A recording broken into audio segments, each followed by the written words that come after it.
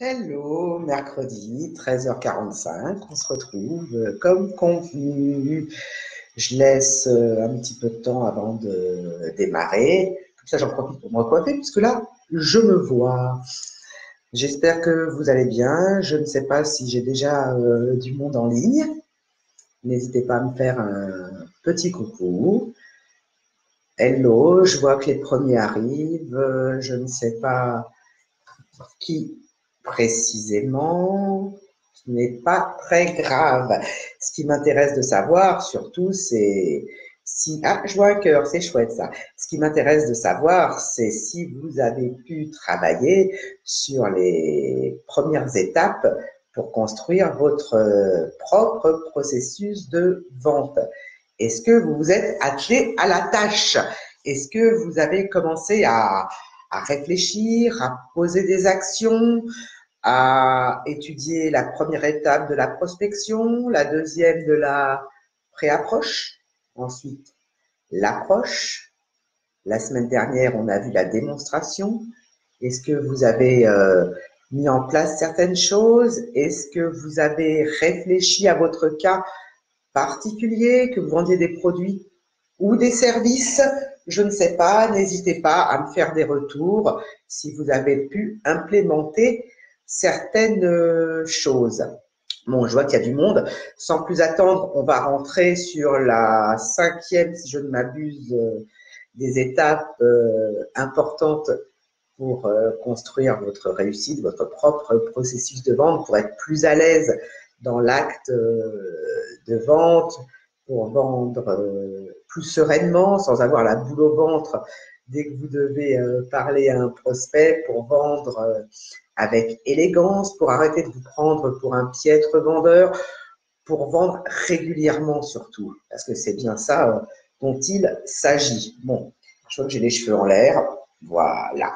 Bon, cette cinquième étape pour construire votre processus de vente, quel est-il?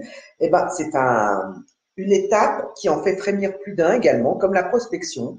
Je pense que c'est au même titre des passages difficiles. On va parler aujourd'hui des objections et plus précisément, bien sûr, des réponses aux objections.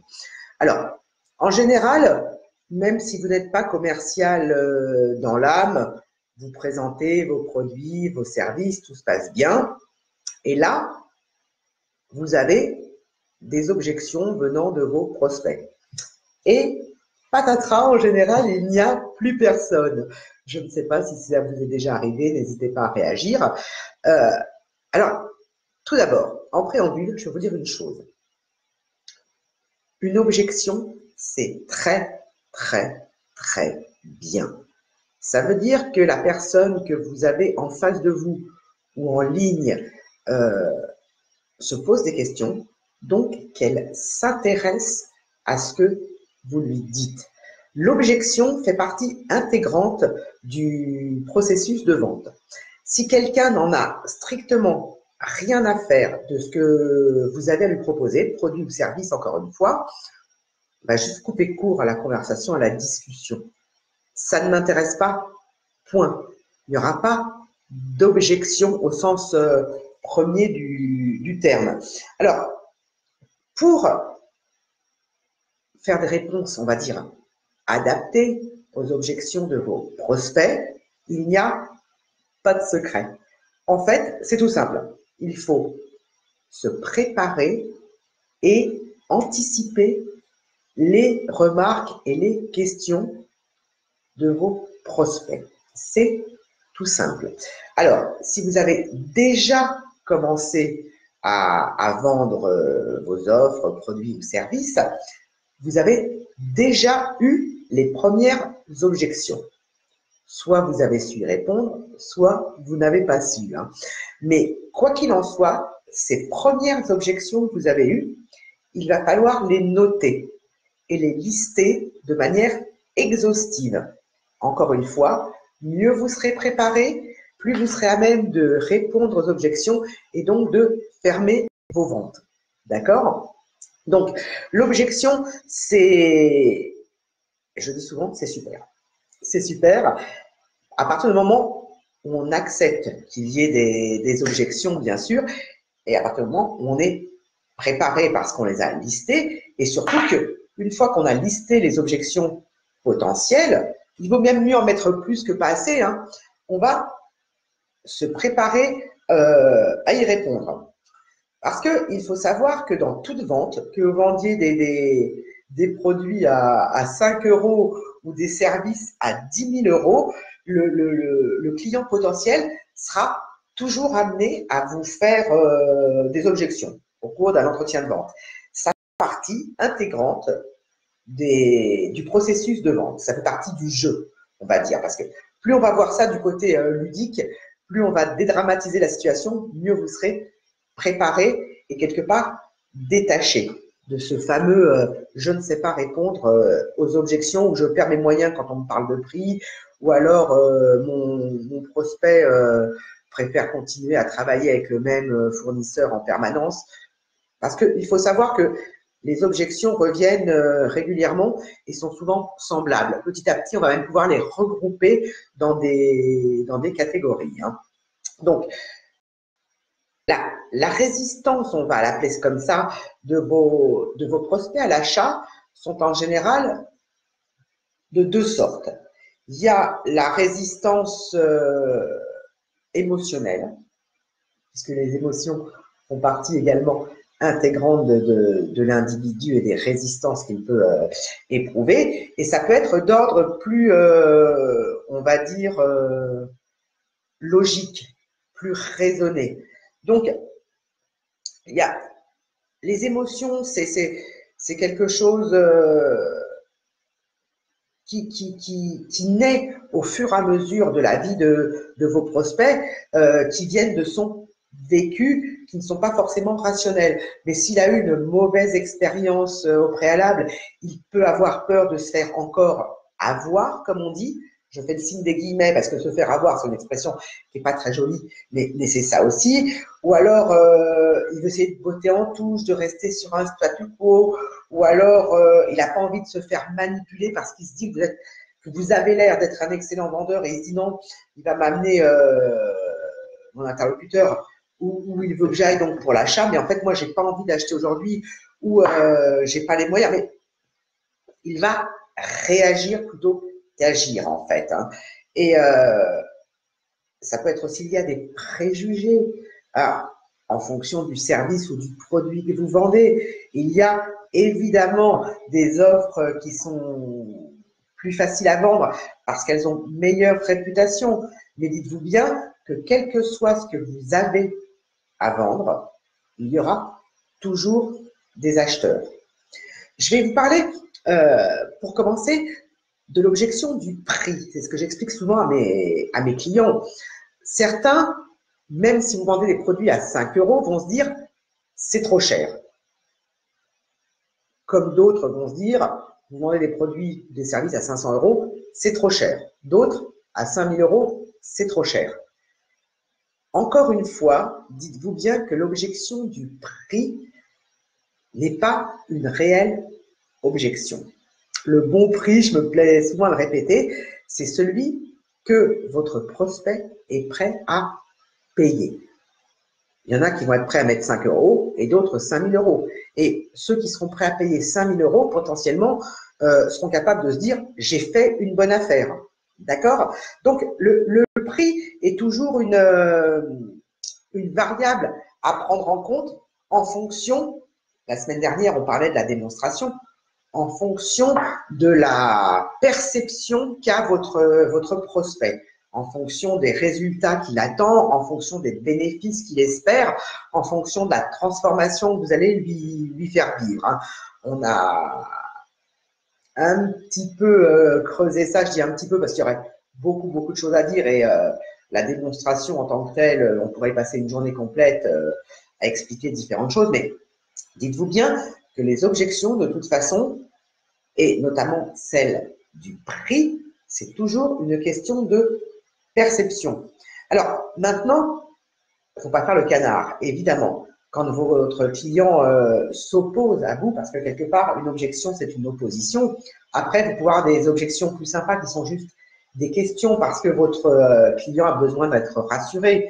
Pour ceux qui ont vu les lives sur les types de clients, on en avait déjà parlé. Pour ceux qui ne les ont pas vus, vous pouvez aller regarder les vidéos YouTube qui sont en ligne, bien sûr, pour que vous puissiez aller piocher ce qui vous intéresse pour vous rassurer et continuer le travail que vous avez à faire vous-même. Parce que là, je ne vais pas faire le travail à votre place en fonction de ce que vous avez à vendre. Hein.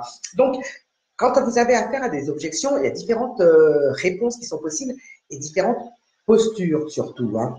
Et si le client potentiel se met en opposition vis-à-vis de vous, c'est un écueil dans lequel vous ne devez pas tomber. Je m'explique. Une objection, quelle qu'elle soit, c'est souvent comment je vais être rassuré pour passer à l'acte d'achat. Si vous vous opposez à ce moment-là à votre prospect qui vous dit, par exemple, c'est trop cher, vous dites, ah ben non, c'est pas cher. Ça rime à rien, à part renvoyer du négatif à la personne que vous avez en face de vous ou à la personne qui va lire vos offres en ligne. Parce que la vente en ligne ou la vente en présentiel, c'est exactement la même chose. Ce qui fait la différence, ce sont les outils. Alors, en présentiel, quand il y a une objection, vous êtes là et vous répondez à vos prospects. En ligne, vous êtes encore plus obligé d'anticiper et de prévoir les questions que peut se poser votre interlocuteur, enfin la personne qui vous lit, votre lecteur en général, ou qui vous écoute si c'est un podcast, ou qui vous regarde si c'est une vidéo.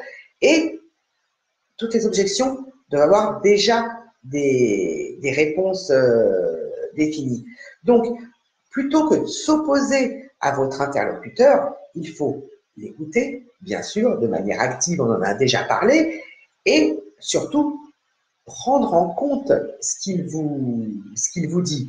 Et le fait d'avoir quelqu'un qui reste positif en face de lui ne peut que rassurer la personne qui s'apprête à acheter votre produit ou vos services. Donc, ça veut dire quoi? Ça veut dire, dans un premier temps, que le fait de ne pas s'opposer à lui va vous permettre de l'amener lui-même à répondre à ses propres objections. J'ai du mal. Donc, le fait de rester ouvert vis-à-vis des objections, le fait de continuer la discussion, la conversation, va vous permettre de passer de la conversation à la conversion. Amenez-le à faire ses propres réponses, à trouver ses propres réponses. On ne fait pas le bonheur des gens malgré eux, c'est ce que je dis souvent. Quelqu'un qui vous dit c'est trop cher. Bon, je ne vais pas reprendre cette objection parce qu'on en a déjà parlé il y a peu de temps, qui vous dit ah mais je ne suis pas sûr, je veux faire un cadeau, je ne sais pas si ça va lui plaire, etc. Je dis ce qui me passe par la tête. N'hésitez pas si vous avez des exemples d'objections. Je veux faire un cadeau, mais je ne sais pas si ça va réellement plaire à ma femme, à ma soeur, à ma grand-mère, à mon chien, à mon poisson rouge. D'accord. Vous connaissez bien la personne à qui vous voulez faire un cadeau. Qu'est-ce qu'elle aime? Donc, par rapport à votre produit, par exemple, est-ce qu'elle va aimer sur ce produit? Donc, votre prospect va dire, ah ben ça, cette partie-là, elle va adorer, là. Donc, vous l'amenez lui aussi à donner lui-même des débuts de réponse à ses propres objections, à donner du positif, par exemple, sur le produit que vous avez à vendre, si c'est un produit, vous l'amenez lui-même à clarifier quelque part ses propos. Et c'est lui-même qui va se dire, ah bah oui, là, effectivement, ça, je sais que ça va lui plaire. Elle m'en a parlé il n'y a pas si longtemps. Et le fait de rester dans cet échange, en fait, ça va l'amener à se dire, ah oui, là, parler de ça. Là, on avait prévu de faire ça. Ou cette personne m'a dit qu'elle aimait cette couleur, je dis n'importe quoi. Ou elle m'a dit qu'elle aimait les petits oiseaux, etc., etc. D'accord? Au même titre, je pourrais prendre un autre exemple. Vous avez un interlocuteur qui vous dit, ah, moi j'achète déjà toutes mes formations à telle société parce que ça se passe très très bien avec eux, je suis fidèle. Ou alors j'ai déjà un fournisseur pour me vendre je ne sais quelle machine, je passe toujours par eux.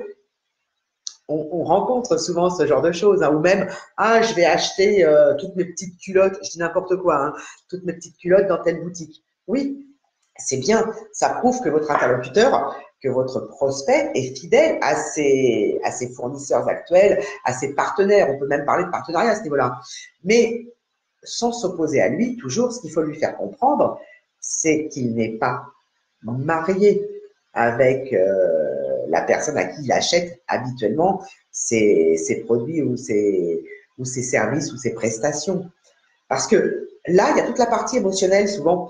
Je peux pas lui faire ça. J'achète toujours chez un tel, je vends toujours chez un tel, je sais que c'est toujours de la bonne qualité. Ce qu'il va falloir, c'est l'amener à se rendre compte que c'est une fidélité, c'est un mariage quelque part à sens unique. Est-ce que votre fournisseur n'a que vous comme client quelque part? Vous voyez où je veux en venir? Oui, c'est pas parce que lui va tout le temps acheter ses petites culottes dans la même boutique de lingerie que cette boutique de lingerie, en l'occurrence, n'a qu'un seul client et qui lui est fidèle et que cette boutique de lingerie lui réserve toutes ses petites culottes. Vous voyez le cas? Et en fait, encore une fois, je prends des exemples un petit peu où je grossis le trait, et c'est exactement la même chose pour toutes les objections. Il faut se poser, les lister. Déjà, c'est un bon début pour dédramatiser la situation. Et plus vous serez encore une fois préparé, plus vous aurez préparé les réponses potentielles que vous pouvez faire à vos prospects, plus vous serez à l'aise. Parce que bien souvent, la réponse aux objections n'est qu'un passage obligé. Et en fonction de la posture professionnelle que vous aurez, c'est ce qui va faire toute la différence. Parce que vous connaissez cet adage qui dit pour être respecté, il faut être respectable. Eh bien, dans le business, dans le monde de la vente, je vais dire, même si tout le monde n'est pas commercial et ce n'est pas le propos, hein, plus vous allez être professionnel, plus vous serez perçu comme professionnel, plus vous allez rassurer. Rappelez-vous que l'acte de vente n'est ni plus ni moins qu'un échange de bons procédés, que la vente, c'est quelque chose de normal. Vous donnez de la valeur aux gens. Et cet échange de bons procédés, vous donnez un produit ou un service et votre client va vous donner de l'argent. C'est un échange, c'est normal. Et tout le monde, au cours de sa vie, a quelque chose à vendre. D'accord? Un homme qui va commencer à tourner autour d'une femme, quelque part, c'est lui qui va vendre. C'est sa prestance, son machin, son… C'est pareil. Vous voulez emmener un ami voir un film au cinéma qui n'en a pas très envie, vous allez lui vendre le fait de venir au cinéma avec vous, lui vendre le film quelque part. Donc, mettez-vous ça en tête. La vente est un acte normal. Vendre, ce n'est pas un gros mot. Et même quand les gens vous disent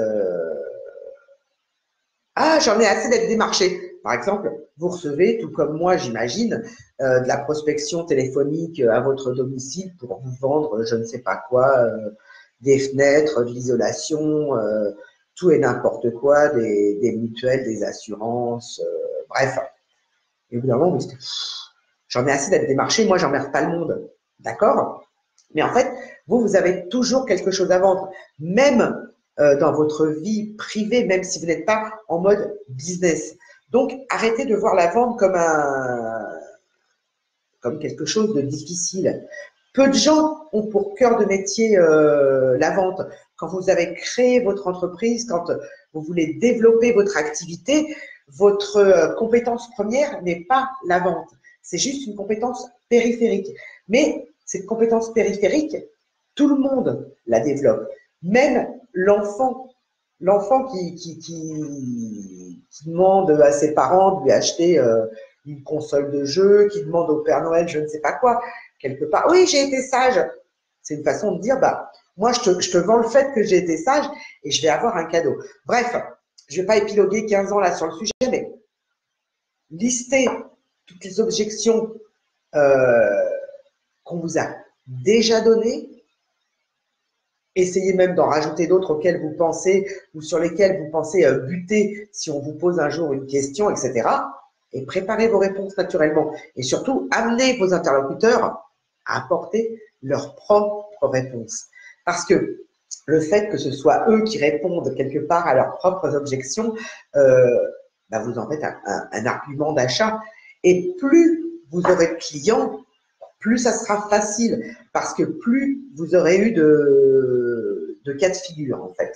Donc, les réponses aux objections vont se faire toutes seules. Surtout, arrêtez de frémir quand vous avez quelqu'un, un interlocuteur, qui n'achète pas dès que vous lui dites voilà, c'est temps. C'est aussi simple que ça. On dit souvent que la vente commence quand le client vous dit non. Eh ben, ça fait partie du processus. Et quand on sait ça, on est complètement à l'aise avec ça. Personne n'a un taux de 100% de réussite à quelque niveau que ce soit. Donc, il faut réellement dédramatiser la situation, en fait. Tout simplement. Vous pouvez revenir vers moi. Faites l'exercice. N'hésitez pas à partager vos inquiétudes, vos impressions, vos réussites. C'est comme ça que vous allez avancer et que vous allez mettre en place un cercle vertueux.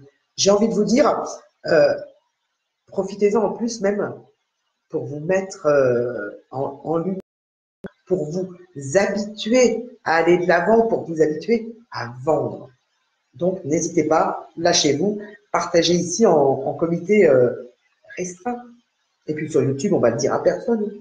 Hein, bon, bref, l'étape suivante, une fois qu'on a vu ces réponses aux objections, c'est ce que j'appelle la conclusion, la fermeture de vente. Je vois qu'il est déjà tard. Je vous propose pour la fermeture de vente qu'on voit ça la semaine prochaine tranquillement. Mais surtout, ce que je vous souhaite, c'est de passer à l'action en travaillant. Parce que moi, je ne suis pas là pour faire le travail à votre place. Je suis juste là pour vous aider à poser vos actions, pour vous aider à être plus fluide, pour vous aider à être plus régulier. Et plus vous allez gagner en régularité avec votre travail, plus vous aurez un flux régulier, lui aussi, de prospects. Et plus vous avez un flux régulier de prospects, plus vous aurez un flux régulier de clients aussi. Et mieux vous vivrez de votre activité et plus votre entreprise, ma foi, sera pérenne, puisque c'est toujours de ça dont il s'agit. La performance commerciale, c'est un tout. C'est pas juste un mot qu'on pose une fois en se disant c'est super, banzai, je passe à l'attaque et je vais faire de la vente. Non. Après, je pourrais vous parler de plein d'autres choses, de développer votre communauté, de savoir faire votre pitch, de travailler votre processus de vente en ligne, c'est-à-dire votre tunnel de vente, comment faire en sorte que les gens rentrent dans le fameux entonnoir. Mais bon, il y a tellement de techniques, il y a tellement de choses, je ne peux pas tout vous donner si vous-même ne passez pas à l'action. Donc la semaine prochaine, on se revoit et on va parler de la conclusion de la vente, qui n'est que la 6e étape. Hein. J'en garde une petite dernière pour après, vous verrez. Même quand on a vendu, c'est pas fini, le processus de vente. Et le but de la manœuvre, c'est d'oser faire sa vente en proposant réellement à vos prospects d'acheter. Sur ce, travaillez bien, parce que ça demande du travail. Hein. Je n'ai pas de baguette magique, je ne vais pas faire les choses à votre place encore une fois, mais posez ce que vous avez à faire, posez vos actions, réfléchissez en amont, préparez votre processus de vente. Et plus vous allez être clair dans votre tête, plus ça sera clair pour vos prospects en face de vous ou en ligne. Plus les choses viendront aisément. Nicolas Boileau l'a très joliment dit. Je dis ça parce que je l'ai en tête, mais je ne m'en souviens plus forcément. Ce qui se comprend, ce qui machin, s'énonce clairement. Et les mots pour le dire viennent aisément. Là, pour le coup, mes mots ne viennent pas. Ce qui se conçoit bien, ça y est, ça me revient, ce qui se conçoit bien s'énonce clairement et les mots pour le dire arrivent aisément. Ça veut dire quoi? Ça veut dire que mieux vous aurez clarifié votre processus de vente vis-à-vis de vous-même, plus votre offre sera lisible pour vos clients, plus ce que vous allez leur proposer va être clair pour eux au niveau des résultats, des bénéfices, de vos réponses aux objections, etc. Et plus vous ferez de vente, tout simplement. Donc, allez, au boulot. Si vous avez raté certaines parties, comme d'habitude, vous pouvez les récupérer sur la chaîne YouTube parce que les 5 types de clients et les 5 types de vendeurs que vous pouvez être à des moments différents de votre vie peuvent vous aider à faire ce travail en amont parce qu'encore une fois, tout est lié sur le fait de la performance commerciale et de vente. Sur ce, je vous souhaite une très très belle semaine. En même temps, j'ai préparé pour vous un petit cadeau que je ne vais pas vous dévoiler tout de suite, mais j'ai travaillé sur la première partie d'un petit cadeau qui va regrouper 15 méthodes de prospection avec des petites astuces. Et si vous êtes sage, je vous l'offrirai bientôt. Voilà, n'hésitez pas, travaillez bien, continuez à vendre bien sûr d'ici là, continuez à faire votre job, à faire votre métier, à vous bonifier sur votre cœur de métier parce que c'est indispensable et ça vous permettra de faire des belles affaires. À la semaine prochaine, en pleine forme, de bonne heure et de bonne humeur, 13h45, pour continuer à parler de performance commerciale et pour voir la 6e étape de votre propre processus de vente que vous devez créer pour être parfaitement à l'aise, pour vendre plus, mieux et plus souvent. Je vous dis à très bientôt sous un beau soleil, j'espère encore. Au revoir.